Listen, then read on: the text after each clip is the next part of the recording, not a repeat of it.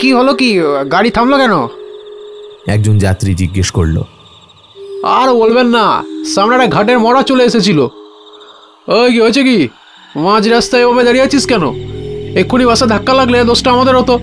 যত সব।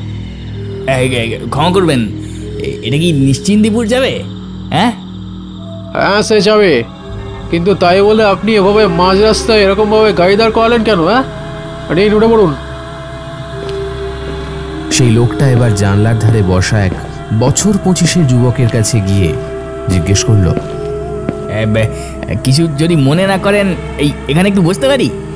সে আগন্তুকের মুখের দিকে তাকিয়ে যুবকটি চমকে উঠল।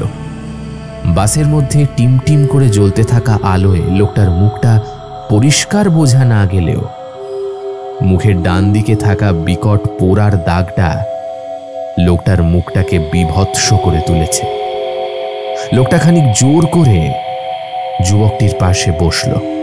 দাদা, কিছু খাবেন নাকি?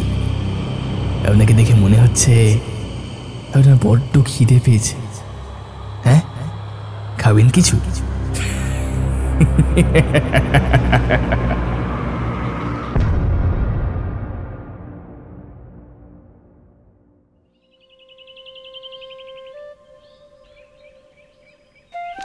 কলেজ থেকে বেরিয়েই খুব খিদে পেয়ে গেল শুভর। সেই কখন বাড়ি থেকে খেয়ে বেরিয়েছে। সকালবেলা মাও ছিল না বাড়িতে, তাই এক গ্লাস ছাতু গুলে সেটা খেয়েই বেরিয়ে পড়েছিল। নেহাত আজকে দুখানা পরীক্ষা পরপর ছিল, নইলে এত দেরি কখনোই হয় না তার। রাস্তার দুপাশে চোখ বোলাতে বোলাতে হাঁটছিল সে, কিন্তু কোথাও কোনো খাবারের দোকান চোখে পড়ল না। অদ্ভুত ব্যাপার, অন্যান্য দিন তো আশেপাশে অনেক খাবারের দোকান চোখে পড়ে, তাহলে আজ কোনো দোকান চোখে পড়ছে না কেন? হ্যাঁ, যাই হোক, ওই বাস স্ট্যান্ডের কাছাকাছি গিয়ে কোনো একটা মিষ্টির দোকান থেকে কিছু একটা খেয়ে নেওয়া যাবে। তারপর একবার ঘড়ির দিকে তাকালো শুভ। এই বাবা, অনেকটা দেরি হয়ে গেল, 6টা বাজতে চললো। 6:05 বাসটা না পেলে আবার 2 ঘন্টা বসে থাকতে হবে। সে দৌড়তে শুরু করলো। আর 5 মিনিটের মধ্যে যে করেই হোক আমাকে বাস স্ট্যান্ডে পৌঁছতে হবে। শুভ যে কলেজে পড়ে সেই কলেজ তার গ্রাম থেকে 3 ঘন্টা বাসে যেতে হয়। আশেপাশে তো আর তেমন ভালো কলেজও নেই, তাই নিরুপায় হয়ে শুভকে এই এত দূর জার্নি করতে হয়। এছাড়া তার গ্রাম থেকে কেউই কলেজে পড়তে আসে না, তাই গোটা জার্নিটা তাকে একাই করতে হয়। কোনো সঙ্গী পাওয়া যায় না। না না, এই বাসটা আমাকে পেতেই হবে, নইলে বাড়ি ফিরতে ফিরতে সেই 9টা বাজবে। তার উপর আবার গ্রামের মোড়ের মাথায় সেই বট গাছটা। ও বাবা, ওর পাশ দিয়ে যেতেই আমার বড় গা ছমছম করে। সন্ধ্যে থাকতে থাকতে গ্রামে ঢুকে পড়তে পারলে বাঁচি। যাই হোক, দৌড়তে দৌড়তে যখন সে বাস স্ট্যান্ডে পৌঁছলো তখন বাসটা প্রায় ছেড়েই দিচ্ছিল। হ্যাঁ, খাওয়া দাওয়া চুলোয় যাক, আগে তো বাড়ি ফিরি। কোনো মতে বাসে উঠে জানলার ধারের একটা সিট ম্যানেজ করে বসে হাঁপ ছাড়ল সে। উহ বাবা, বাঁচলাম। কন্ডাক্টর এগিয়ে এলো তার দিকে। কোথায় যাবে ভাইপো? কুমোরপুর যাব। এই বলে একটা 10 টাকার নোট সে বাড়িয়ে দিল কন্ডাক্টরের দিকে। কন্ডাক্টর তাকে টাকার বিনিময়ে টিকিট দিয়ে ড্রাইভারের পাশে গিয়ে বসল। এতক্ষণে বাসের ভেতরটা চোখে পড়ল তার। গোটা বাসটা ফাঁকা, খালি একদম সামনের দিকে 2 জন যাত্রী বসে আছে। কিছুক্ষণ বাদে তারাও নেমে পড়ল। এখন গোটা বাসে সে একা। কন্ডাক্টর আর ড্রাইভার বাসের একদম সামনের দিকে বসে রয়েছে। বাসের মধ্যে একটা মিটিমিটি হলুদ আলো জ্বলছে। সেই আলোয় বাসের ভেতরটা কেমন মোহময় লাগছে। এমন সময় বাসটা হঠাৎ ব্রেক কষে দাঁড়িয়ে পড়ল। আরে কি হলোটা কি? গাড়িটা ব্রেক মারলো কেন? আর বলো না, একটা ঘাটের মরা চলে এসেছিল গাড়ির সামনে। ওই কি হয়েছে কি, মাঝ রাস্তায় দাঁড়িয়ে আছিস কেন? এক্ষুনি বাসে ধাক্কা লাগলে দোষটা আমাদের হতো। যত সব। ক্ষমা করবেন, এটা কি নিশ্চিন্দিপুর যাবে? হ্যাঁ সে যাবে, কিন্তু তাই বলে আপনি মাঝ রাস্তায় এরকমভাবে গাড়ি দাঁড় করালেন কেন? আশ্চর্য তো। নিন উঠে পড়ুন। শুভ দেখল একটা কম্বল মুড়ি দেওয়া লোক বাসে উঠে এলো আর ঠিক শুভর পাশে চলে এলো। আচ্ছা, এখানে কি একটু বসতে পারি? হ্যাঁ হ্যাঁ, বসুন। গোটা বাস ফাঁকা থাকতে আমার কাছেই এসে বসার বা কি হলো? কে জানে বাবা। বাস আবার নিজের ছন্দে চলতে শুরু করলো। কন্ডাক্টর সেই লোকটার কাছ থেকে ভাড়া নিয়ে টিকিট দিয়ে আবার তার নিজের স্থানে ফিরে গেল। কিছু মনে করবেন না, এই এত জায়গা থাকতে ঠিক আপনার পাশে এসে বসলাম। আরে না না, ঠিক আছে, কোনো সমস্যা নেই। বাবা, লোকটা কি অন্তর্যামী নাকি? মনের কথা পড়ে ফেল। জানলার ধারে ঠান্ডা হাওয়ায় কখন যে তার চোখটা লেগে এসেছিল খেয়াল নেই। হঠাৎ পাশের লোকটার হালকা ঠেলায় তার চটকাটা ভেঙে গেল। হ্যাঁ দাদা, কিছু খাবেন নাকি? আপনাকে দেখে কেন জানি না মনে হচ্ছে আপনার খুব খিদে পেয়েছে। এই বলে লোকটা একটা কাগজের ঠোঙা শুভর দিকে এগিয়ে দিল। শুভ আবারও চমকে উঠল। এই লোকটা কি করে বুঝলো যে আমার খিদে পেয়েছে? যাকে যা খিদে পেয়েছে, এখন এখন কিছু না ভেবে খেয়ে নেওয়াই ভালো। শুভ তার হাত থেকে ঠোঙাটা নিয়ে সেটা খুলল। ভেতরে কটা পেঁড়ার মতো জিনিস রয়েছে, তাতে হালকা সিঁদুরের মতো কি যেন লেগে। সে সন্দিগ্ধ চোখে পেঁড়াটার দিকে তাকিয়েছিল। কিছু মনে করবেন না, এটা আমাদের গ্রামের খুব জাগ্রত এক দেবীর প্রসাদ, তাই হালকা সিঁদুর লেগে রয়েছে। শুভ আর কিছু না ভেবে সেটা মুখে পুরে নিল। আহা, কি কি অসাধারণ খেতে! তার উপর এত খিদে পেয়েছিল। আহা, পুরো পুরো অমৃত। খাওয়া শেষ করে একটা তৃপ্তির ঢেকুর তুলে ব্যাগ থেকে জলের বোতলটা বের করলো। এই রে, জলটা তো শেষ হয়ে গেছে। কিছু মনে করবেন না, আপনার কাছে কি একটু জল হবে? হ্যাঁ হ্যাঁ, অবশ্যই হবে। এতে আর মনে করার কি আছে? পথিকরা তো ভগবান, তাদের সেবা করা তো আমাদের ধর্ম। লোকটা এক বোতল জল তার দিকে এগিয়ে দিল। শুভ ঢকঢক করে অর্ধেক বোতল শেষ করে তার হাতে বোতলটা ফেরত দিল।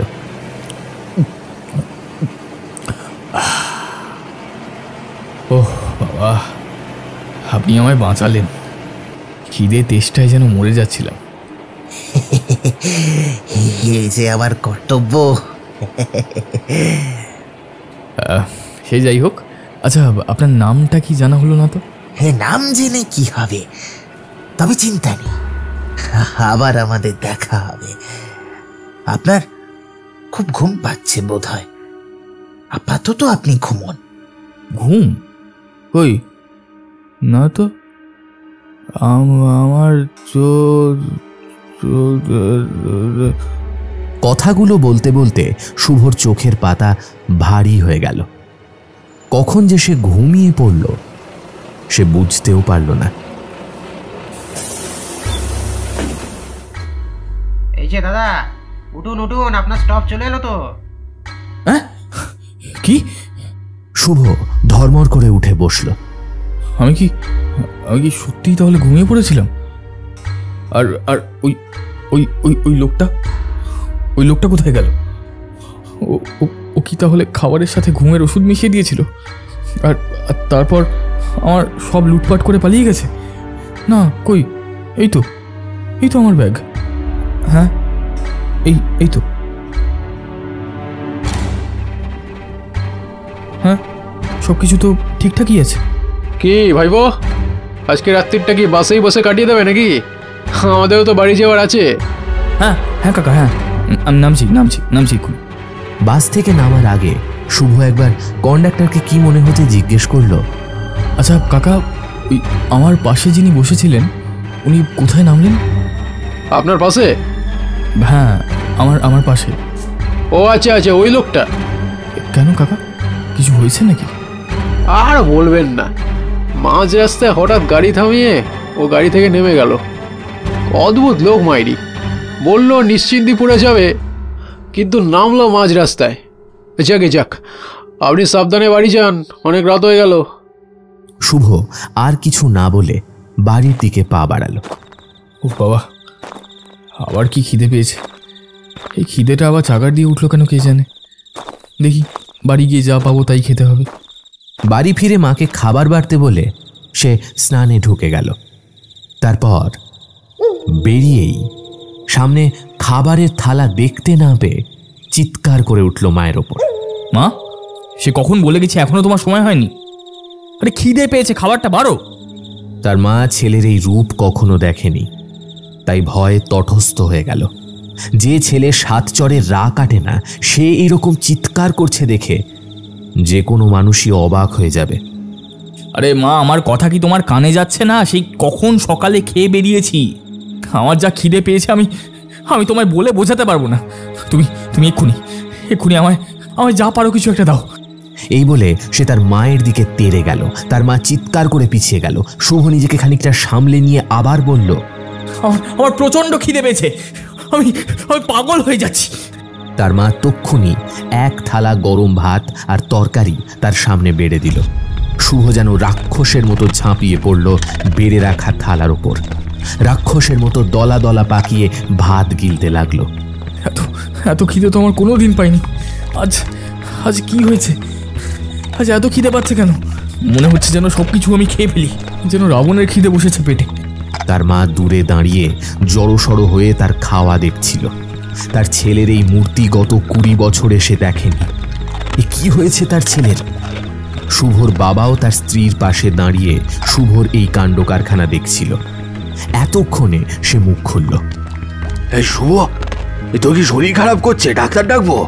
না না না না না না না না না, আমার কিচ্ছু হয়নি। আমার খালি খিদে পেয়েছে।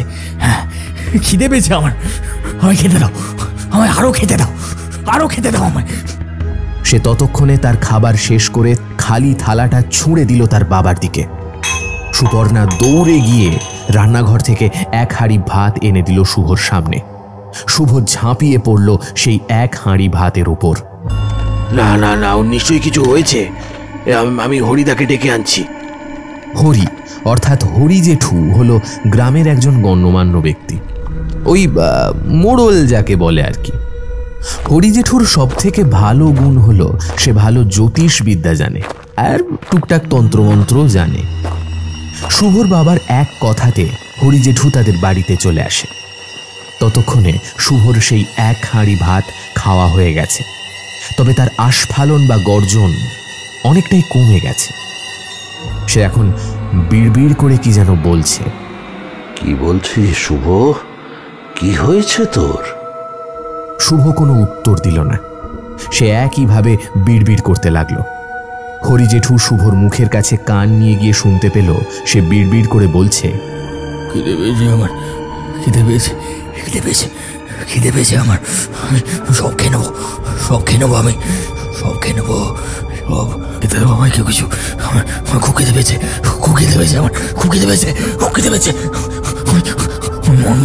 আমি মরে যাচ্ছি, আমার খেতে দাও আমায়। হরি জেঠু এবার চিন্তিত মুখে তার ব্যাগ হাতড়াতে লাগলো। হরিদা, কিছু বুঝতে পারলে কি হয়েছে? কিছুটা আন্দাজ করতে পারছি, তবে আমি যেটা ভাবছি সেটাই যদি হয় তাহলে নিস্তার এত সহজে পাওয়া যাবে না। কেন হরিদা? দাঁড়াও বলছি। তার আগে হরিদা নিজের ব্যাগ থেকে একটা তাবিজ বের করে এনে শুভর বাবার উদ্দেশ্যে বলল, তোমরা ওকে একটু শক্ত করে ধরে রাখো, নাহলে এই তাবিজ পড়াতে পারবো না।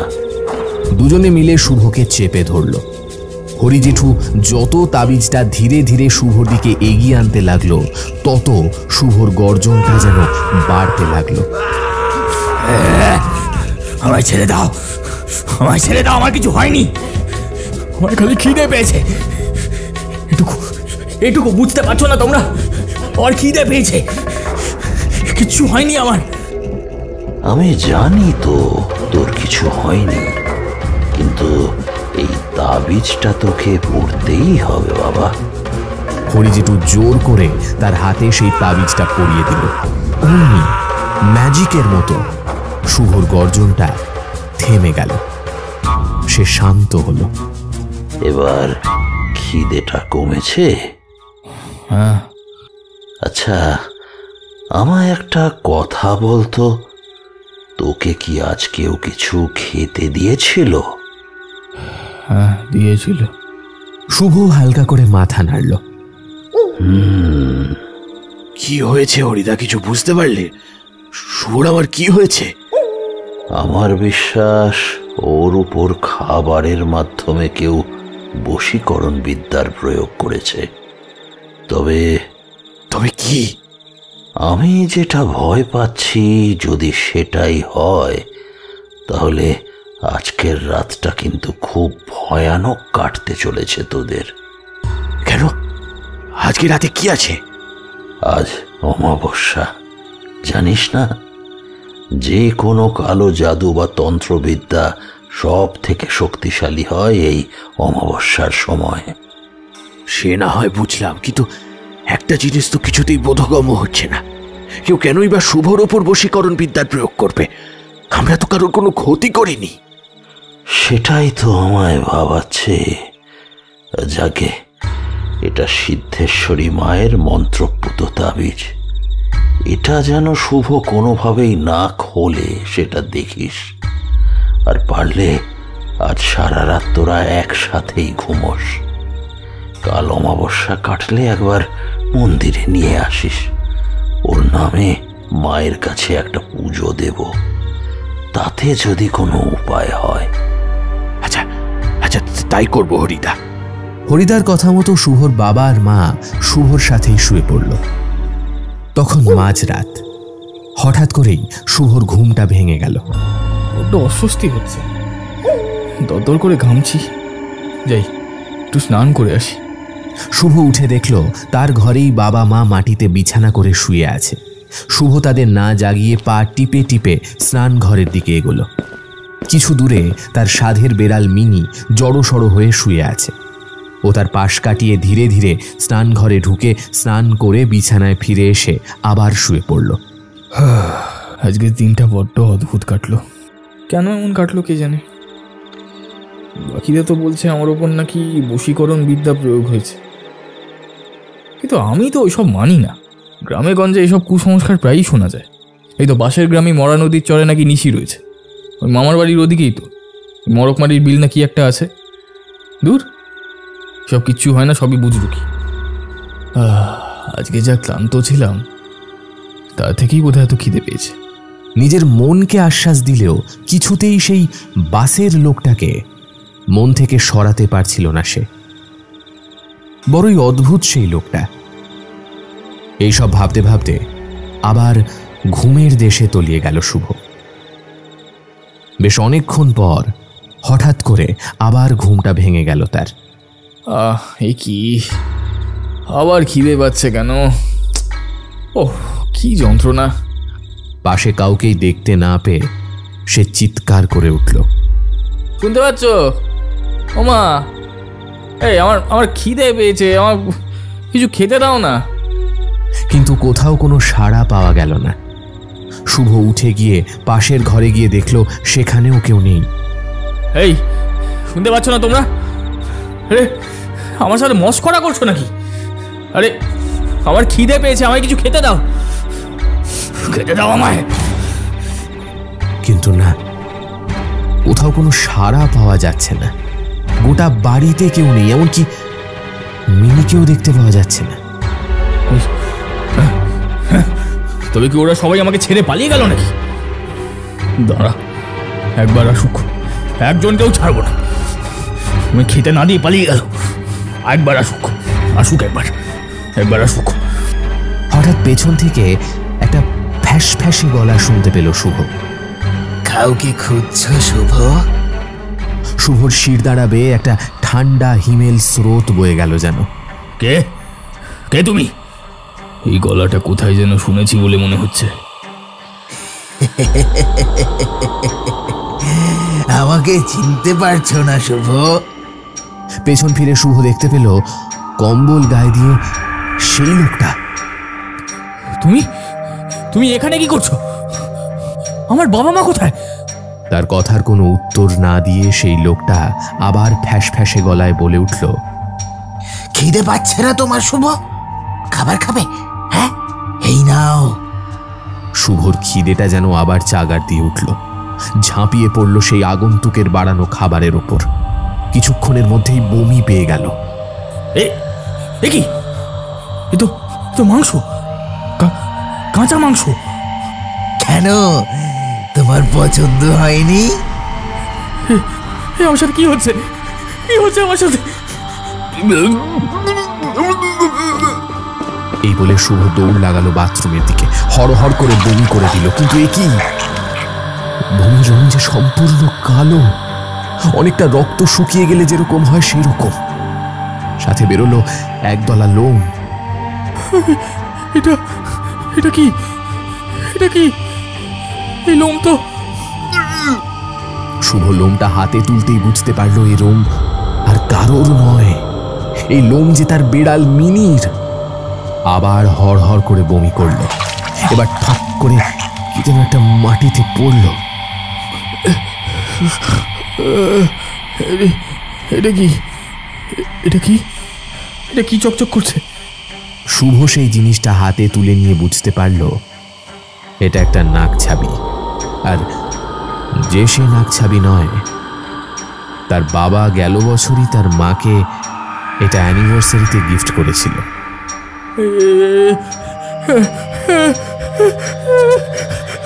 আমার মাথা কাজ করছে না। কি হলো? বাবা মা তোমরা কোথায়? ততক্ষণে সেই লোকটা তার পেছনে চলে এসেছে। কি শুভ, খিদে পাচ্ছে না? শুভ দৌড়ে গিয়ে একটা ঘুষি ছুড়ে দিল সেই লোকটার উদ্দেশ্যে, কিন্তু লোকটা সরে যাওয়ায় শুভ ছিটকে পড়ল। তুই আমার সাথে কি করেছিস তুই? রাক্ষস, তুই এখন রাক্ষস ছাড়া আর কিছুই না। আমাদের দুনিয়ায় স্বাগত। এর থেকে কোনো মুক্তি নেই। তবে চিন্তা নেই, এখন তোর পাগল লাগছে তাই না? কিন্তু আর কটা দিন যাক, আস্তে আস্তে ব্যাপারটা তোর কাছেও স্বাভাবিক হবে। হঠাৎ করেই শুভ শান্ত হয়ে গেল। আমি কিন্তু এখনো আমার প্রশ্নের উত্তর পেলাম না। তুমি কে? হ্যাঁ, আর এটা আমার সাথে কি হচ্ছে? আমাদের কোনো নাম হয় না, আমাদের নিজস্ব কোনো পরিচয় নেই। আমরা খালি আমাদের দেবীর উপাসক, তার দাস, তার সৈন্য। নিজেকে একা ভেবো না শুভ, তুমি এখন আমাদের এই গোটা সৈন্য দলের অংশ। তোমার আর মুক্তি নেই। ধীরে ধীরে এই গোটা গ্রাম তোমার খিদের পরিণাম ভোগ করবে। মুক্তি নেই মানে? হ্যাঁ, মুক্তি নেই মানে কি? মুক্তি আছে। এই অসহনীয় খিদের কোনো মুক্তি হয় না। একটা বাঁকা হাসি খেলে গেল শুভর মুখে। সেই আগন্তুকের অলক্ষ্যে অনেকক্ষণ আগেই ঘরের কোণ থেকে কেরোসিনের জারটা উল্টে দিয়েছিল সে। গোটা ঘরে এখন কেরোসিন ছড়িয়ে। পায়ের কাছে ভিজে ভিজে অনুভূত হতেই সে আগন্তুক মেঝে স্পর্শ করে হাতের আঙুল নিজের নাকের কাছে এনে শুঁকে চিৎকার করে উঠল। শুয়োরের বাচ্চা, গোটা ঘরে তুই কেরোসিন ছড়িয়ে দিয়েছিস।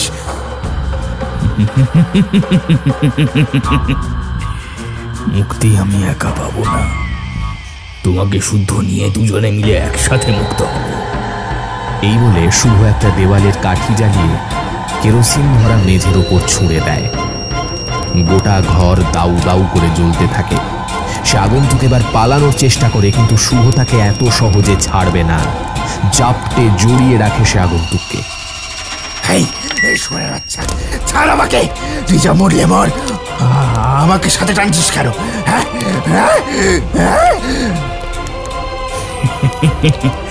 তুমি তো যত নষ্টের গোড়া। তোমাকে আমি এত সহজে ছেড়ে দেবো ভেবেছ? তোমার জন্য আমার গোটা ফ্যামিলি ছাড়খাড় হয়ে গেছে। তোমাকে আমার সাথেই মুক্তি পেতে হবে। সে আগন্তুক আর বেশিক্ষণ জোর খাটাতে পারল না। দাউ দাউ করে আগুনে চিৎকার করতে করতে এক সময় শান্ত হয়ে গেল। শুভর দেহটা নিথর হয়ে যাওয়ার আগে তার মুখে যেন একটা হাসি খেলে গেল।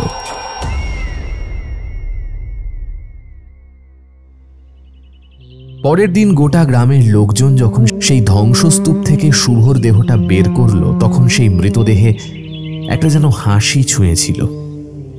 গোটা ধ্বংসস্তূপ থেকে খালি শুভর আধপোড়া দেহটাই উদ্ধার করা গেছে, আর কোনো মৃতদেহ পাওয়া যায়নি। তবে হরি জেঠু লক্ষ্য করেছিল সেই আধপোড়া দেহে হাসি ছাড়াও তার চোখের কোণায় কয়েক ফোঁটা জল যেন জমে আছে। কয়েকদিন পরের কথা, রাস্তার হাইওয়েতে তীর বেগে ছুটে আসছে একটা বাস। বাসের যাত্রী বলতে গুটি কয়েক। হঠাৎ বাসটা খুব জোরে ব্রেক কষল। বাসের সামনেই একটা কম্বল ঢাকা দেওয়া লোক দাঁড়িয়ে রয়েছে। কি হলো, কি গাড়ি থামলো কেন? একজন যাত্রী জিজ্ঞেস করলো। আর বলবেন না, সামনে একটা ঘাটের মরা চলে এসেছিল। ওই কি হয়েছে, কি মাঝ রাস্তায় এভাবে দাঁড়িয়ে আছিস কেন? এক্ষুনি বাসে ধাক্কা লাগলে দোষটা আমাদের হতো। যত সব। ক্ষমা করবেন, এটা কি নিশ্চিন্দিপুর যাবে? হ্যাঁ হ্যাঁ, সে যাবে, কিন্তু তাই বলে আপনি এভাবে মাঝ রাস্তায় এরকমভাবে গাড়ি দাঁড় করালেন কেন? হ্যাঁ, নিন উঠে পড়ুন। সেই লোকটা এবার জানলার ধারে বসা এক বছর 25-এর যুবকের কাছে গিয়ে জিজ্ঞেস করলো, কিছু যদি মনে না করেন, এখানে একটু বসতে পারি? সে আগন্তুকের মুখের দিকে তাকিয়ে যুবকটি চমকে উঠল। বাসের মধ্যে টিম টিম করে জ্বলতে থাকা আলোয় লোকটার মুখটা পরিষ্কার বোঝা না গেলেও মুখের ডান দিকে থাকা বিকট পোড়ার দাগটা লোকটার মুখটাকে বিভৎস করে তুলেছে। লোকটা খানিক জোর করে যুবকটির পাশে বসল। দাদা, কিছু খাবেন নাকি? আপনাকে দেখে মনে হচ্ছে আপনার বড্ড খিদে পেয়েছে। হ্যাঁ, খাবেন কিছু?